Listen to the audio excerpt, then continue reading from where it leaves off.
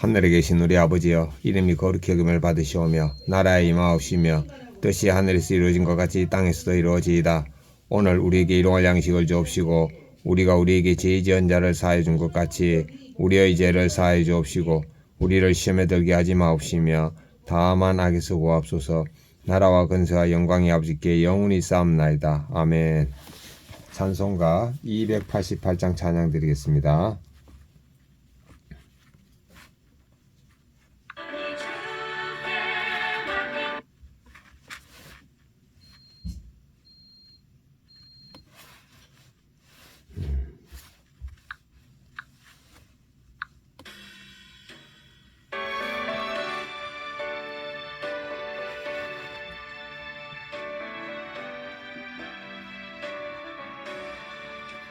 예수님 나의 구주 삼고 성령과 피로써 거듭나니 이 세상에서 내 영혼이 하늘의 영광 누리도다. 이것이 나의 간정이요 이것이 나의 찬송일세. 나 사는 동안 끊임없이 예수님 찬송하리로다. 아멘. 하나님의 말씀 요나서 1장 1절부터 7절까지입니다. 여호와의 말씀이 아미떼의 아들 요나에게 임하니라. 이르시되 너는 일어나 저 큰 성읍 니느웨로 가서 그것을 향하여 외치라. 그 악독이 내 앞에 상달되었음이니라 하시니라. 그러나 요나가 여호와의 얼굴을 피하려고 일어나 다시스로 도망하려 하여 욥바로 내려갔더니 마침 다시스로 가는 배를 만난지라. 여호와의 얼굴을 피하여 그들과 함께 다시스로 가려고 뱃삭을 주고 배에 올라탔더라.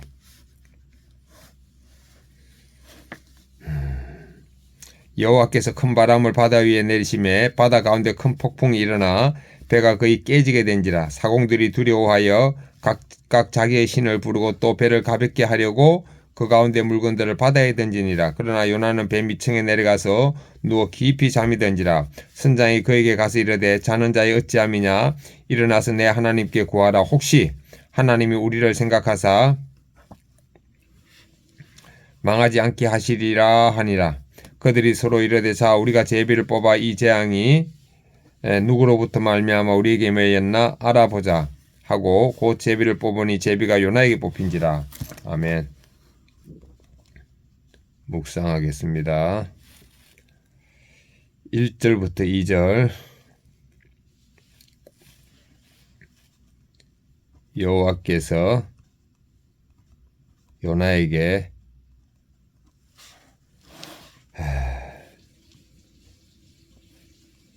니느웨로 가서 악이 하나님께까지 이르렀다고 전하게 하십니다. 3절부터 3절. 요나는 하나님의 말씀을 거역하고 다시스로 도망가려고 배에 올라탑니다. 4절부터 7절까지입니다. 여호와께서 바람을 일으켜 큰 폭풍이 일어나게 하니 사람들이 각자의 신께 기도하고 자는 요나를 깨워서 하나님께 기도하게 하고 그래도 폭풍이 멈추지 않자 제비를 뽑아서 누구에게 문제가 있는지를 찾는데 제비가 요나가 뽑혔습니다. 이 적용. 첫 번째, 저는 죽었고 예수님이 사심을 의식하면서 하나님의 말씀에 피하지 않고 순종하겠습니다.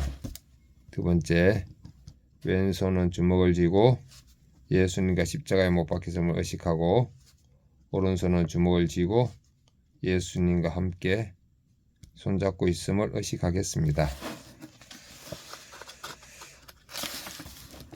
자, 본문 해설 1, 2절. 하나님이 요나에게 당시 세계 최강국 아수르의 수도 니느웨로 가서 그들의 악독을 외치라고 명령하십니다. 니느웨는 이스라엘을 괴롭히는 원수의 본거지였고 선지자 혼자 심판을 외치기에는 매우 위험한 곳이었습니다. 하지만 하나님이 인간의 생각으로 불가능해 보이는 일도 가능하게 하십니다. 하나님이 우리에게 맡기신 사명도 내 힘으로는 감당하기 어렵습니다. 하지만 나에게 명령하신 하나님이 능력도 주시고 길도 열어주십니다. 새해에 하나님이 나에게 맡기신 사명은 무엇입니까? 그것이 어렵게 느껴지는 까닭은 무엇입니까? 전도. 어렵게 느껴지는 까닭.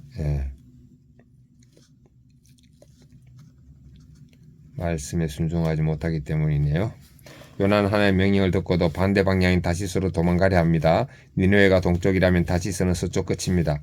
여호와의 얼굴을 피하여 그의 명령도 피할 수 있다고 생각한 것입니다. 하지만 전능하신 하나님 앞에서 우리가 도망갈 곳은 없습니다. 전능하신 하나님 앞에서 우리가 도망갈 곳은 없습니다.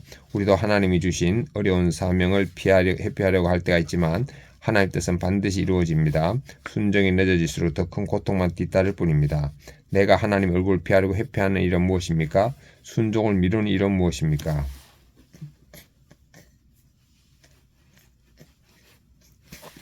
자, 7절. 하나님이 큰 폭풍을 일으켜 요나를 도망가지 못하게 하십니다. 사공들은 각각 자기 신에게 기도하며 물건들을 바다에 던지는데 정작 참 하나님을 아는 요나는 배 밑에서 잠만 자고 있습니다.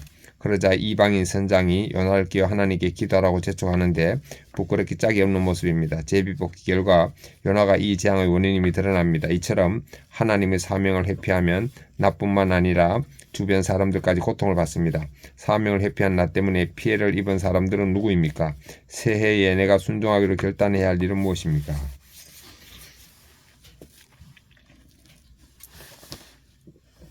새해 주께서 저에게 맡긴 사명에 순종하기를 원합니다. 하나님의 얼굴을 피해 도망가려는 교만한 마음을 회개하고 말씀 앞에 겸손히 서게 하옵소서.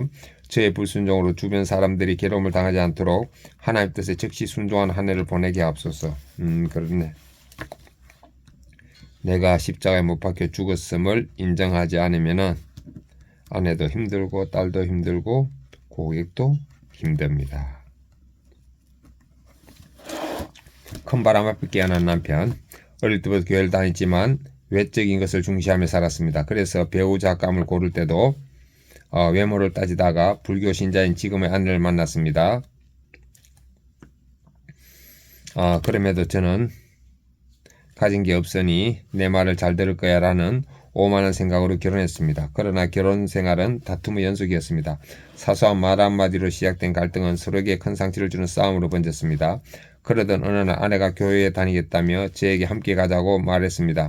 알고 보니 아내는 고통스러운 결혼 생활을 말씀을 해석하려고 기독교로 개종한 것이었습니다. 그런데 저는 여전히 아내를 닥달했습니다. 아내가 집에서 밥하기보다 외식을 즐기고 불필요한 물건을 쌓아두고 음주를 즐기는 것을 못마땅하게 여겼습니다. 저는 교회 소그룹 모임에서 아내를 고발하며 자기 역할을 다하지 않는다고 정지했습니다. 우울증을 앓던 아내는 자책하다가 더욱 무기력해졌습니다. 그러다 한 번은 아내가 술을 마시고 수면제를 다량 복용하는 큰 바람 같은 사건이 찾아왔습니다. 저는 깨어나지 않는 아내를 보며 두려워했습니다. 3일 만에 깨어난 아내는 우울증이 이렇게 죽음과 가까운 줄 몰랐다고 말했습니다. 그제야 저는 자는 자의 어찌함이냐 일어나서 내 하나님께 구하라는 말씀처럼 영적인 잠에서 깨어나 하나님을 찾았습니다. 그리고 나는 옳고 아내는 틀렸다는 제 기준이 아내를 죽음의 문턱까지 몰고 간 것을 깨달았습니다. 공감과 보상이 필요한 아내를 사랑으로 품지 않은 제 강팍함을 회개했습니다.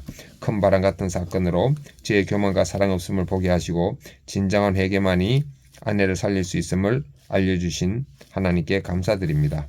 적용 1. 아내에게 진심을 담아 사랑해라고 자주 말하겠습니다. 적용 2. 설거지, 썰기, 불배출 등 하루에 한 가지 이상 집안일을 하겠습니다.